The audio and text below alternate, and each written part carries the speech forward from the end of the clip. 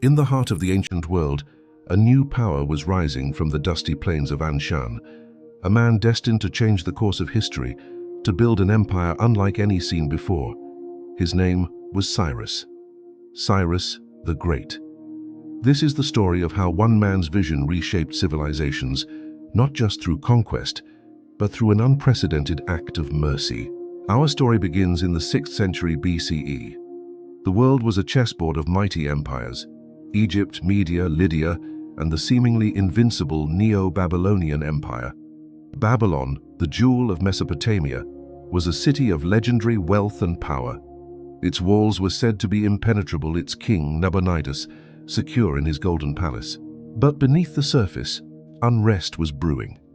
The priests of Marduk, Babylon's chief god, felt neglected by their king, who favored the moon god Sin. The people were weary of his long absences and heavy taxes. The stage was set for a dramatic change. Far to the east, Cyrus had united the fractious Persian and Median tribes. He was a brilliant military strategist, but his true genius lay in his understanding of people. He saw that empires built solely on fear and oppression were brittle. He envisioned a different kind of rule, one built on tolerance and respect for local customs and beliefs. After conquering the wealthy kingdom of Lydia and securing his western flank, Cyrus turned his gaze towards the greatest prize of all: Babylon. In 539 BCE, the Persian army stood before the legendary city. The traditional account, told by the Greek historian Herodotus, is a masterpiece of military cunning. The Euphrates River flowed directly through Babylon, a vital artery, but also a potential weakness. As the Babylonians celebrated a grand religious festival, feeling safe behind their massive walls, Cyrus's engineers were hard at work upstream. They diverted the flow of the Euphrates into a canal, causing the river level within the city to drop dramatically.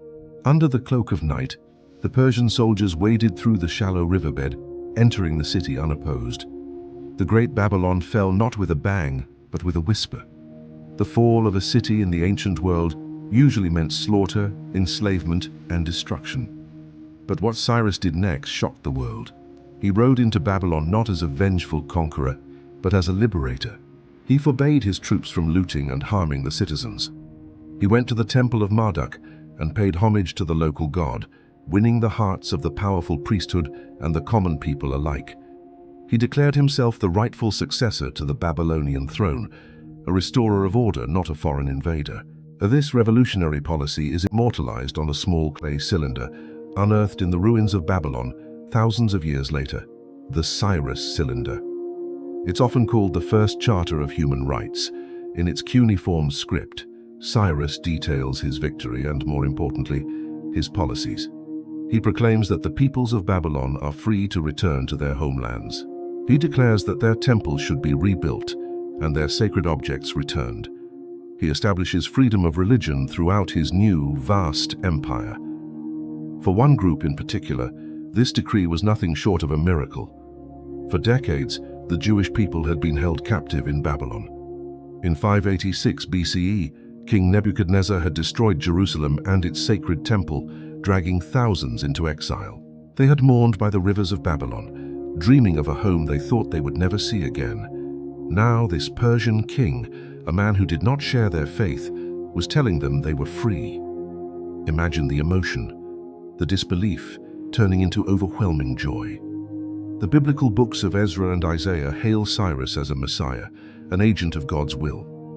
He didn't just permit their return, he funded it.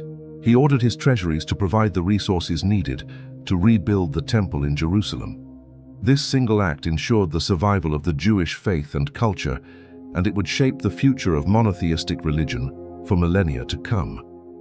Cyrus's empire, the Achaemenid Empire, became the largest the world had yet seen. It stretched from the Balkans to the Indus Valley, a multicultural, multi-ethnic state, held together not just by military might, but by a sophisticated system of administration, a network of roads, and a revolutionary policy of tolerance.